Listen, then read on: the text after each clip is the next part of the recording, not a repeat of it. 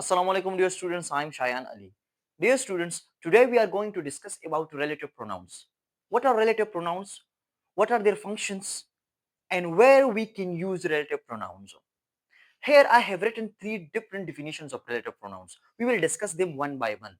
Look at your definition number one. These pronouns are used to connect two statements. बात हो रही है relative pronouns की, यानी यही प्रोनाउंस यूज होते हैं कहां पर? टू स्टेटमेंट्स को कनेक्ट करने, ज्वाइन करने के लिए। सेंटेंस में हमारे पास टू स्टेटमेंट्स आते हैं, बयान आते हैं, उस स्टेटमेंट्स को कनेक्ट करना, ज्वाइन करना, this is one of the functions of relative pronouns. Here we have another definition. They are used to connect dependent clause to an independent clause. Relative pronouns dependent clause को एक independent clause के साथ जोड़ने के लिए भी इस्तेमाल होता है। ये भी रिलेटिव प्रोनाउन का एक फंक्शन है। Now a question arises here that what is independent clause and what is dependent clause. तो इस पर मैं already in detail lecture record कर चुका हूं। आप मेरे जो यूट्यूब चैनल है उसके प्लेलिस्ट में जाइए, वहां पर close and types of close का एक लेक्चर आपको मिलेगा। उसमें मैंने डिटेल में एक्सप्लेन किया है कि डिपेंडेंट क्लोज क्या होता है और इनडिपेंडेंट क्लोज क्या होता है। तो जब हमारे पास कॉम्प्लेक्स सेंटेंस आती है और किसी भी कॉम्प्लेक्स सेंटेंस में डिपेंडेंट क्लोज और इनडिपेंडेंट क्लोज को मिलाना, इसको कनेक्ट करना, it is also one of the functions of relative pronouns. वहां पर भी रिलेटिव प्रोनाउंस यूज किया जाता है। And look at the definition number third. They are used to connect a dependent clause to a noun or pronoun in a sentence. So, yeah, they are used to connect a statement to a noun or pronoun that is used in a sentence. So, sentence में subject की जगह पर या तो noun use होता है या pronoun use होता है। उस नाउन और प्रोनाउन के साथ एक डिपेंडेंट क्लास का मिलाना या एक स्टेटमेंट का मिलाना, ये किसका काम होता है? ये काम होता है रिलेटिव प्रोनाउंस का। So when we read and learn all these three definitions of, तो इसमें हमें क्या मिलता है? इसमें हमें मिलता है कि जो relative pronouns है they are basically used to connect two statements of, बस सिंपल two statements को कनेक्ट करना या two clauses को कनेक्ट करना, ये किसका काम होता है? ये काम होता है relative pronouns का। वहां पर यूज होता है relative pronoun। Is it clear? Now इसके बाद यहां पर मैंने एक लाइन लिखा है, they are also called conjunctive pronouns. Relative pronouns को हम कहते हैं कंजंक्टिव प्रोनाउंस भी कहते हैं।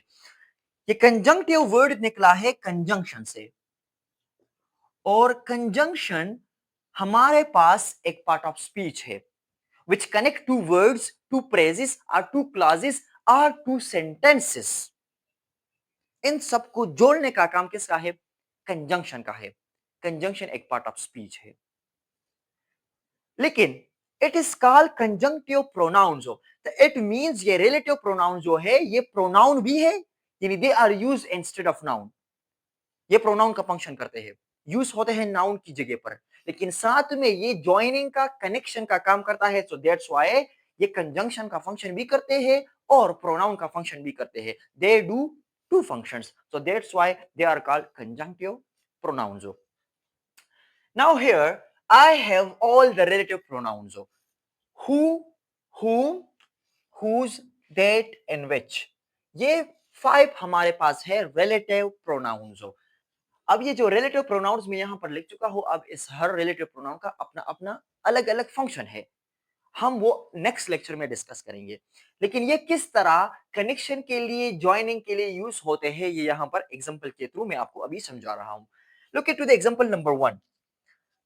The boy who is playing is my brother।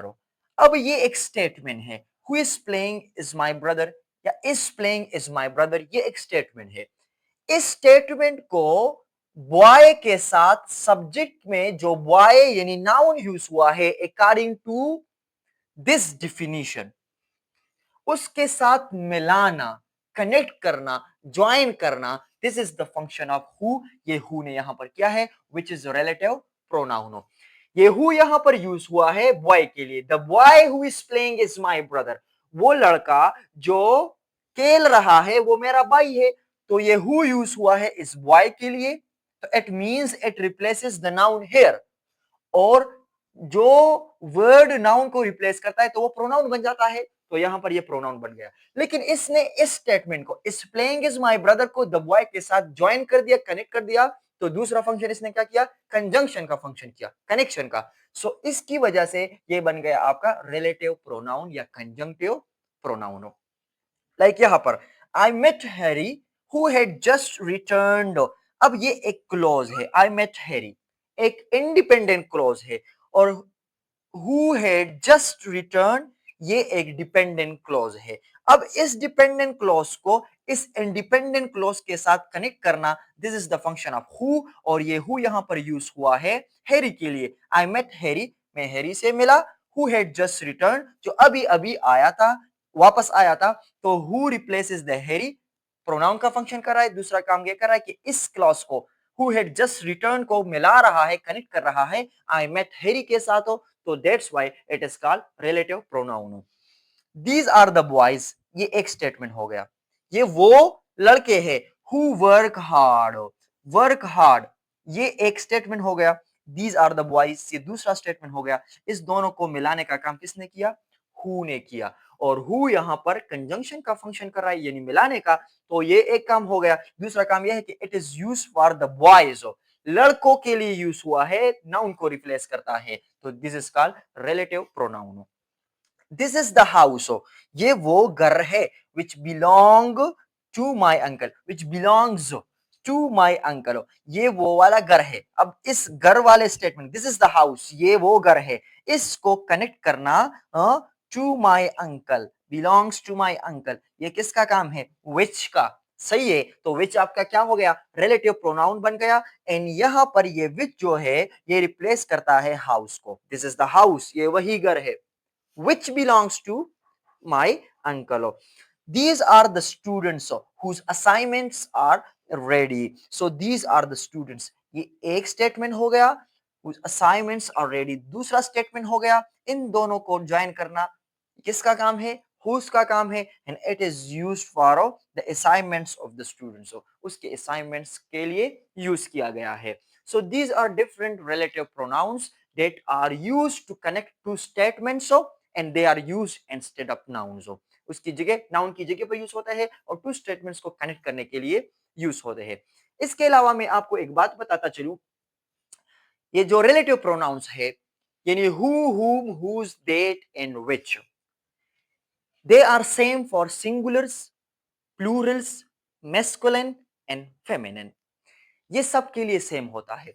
अगर सब्जेक्ट में यहां पर सिंगुलर आ जाए, बॉय आ जाए, प्लूरल आ जाए, बॉयज आ जाए, या गर्ल आ जाए यानी फेमिनिन आ जाए, या मेस्कुलिन आ जाए यानी बॉय या मैन आ जाए, सबके लिए हर एक रिलेटिव प्रोनाउन सेम है। इज इट क्लियर, सबके लिए सेम है, उसमें कोई डिफरेंस नहीं है। हाँ, हु, हुम, हुज, देट और विच का अपना अलग अलग फंक्शन है, वो हम नेक्स्ट लेक्चर में डिस्कस करेंगे। और इस एग्जांपल में हमने सारे रिलेटिव प्रोनाउन को डिस्कस नहीं किया, लेकिन यहां पर मैं सिर्फ आपको ये बताने जा रहा था और ये एक्सप्लेन करने जा रहा था कि ये किस तरह टू स्टेटमेंट्स को कनेक्ट करता है और किस तरह नाउन की जगह पर यूज होता है। So I hope what are relative pronouns, what are their functions, where we can use them, कैसे यूज करते हैं, क्यों यूज करते हैं, ये आपको समझ में आ गया होगा। अगर अभी भी आपका कोई भी क्वेश्चन है तो you can put your question in the comment box, आप मुझसे अपना सवाल पूछ सकते हो, इंशाल्लाह आपको जरूर रिप्लाई मिलेगा, आपको जवाब मिलेगा, और अगर हो सके तो हम उस पर एक लेक्चर भी रिकॉर्ड करेंगे। Thank you so much for watching. Share this video and lecture to your friends, to your cousins, to your family members and your students. Thank you so much once again.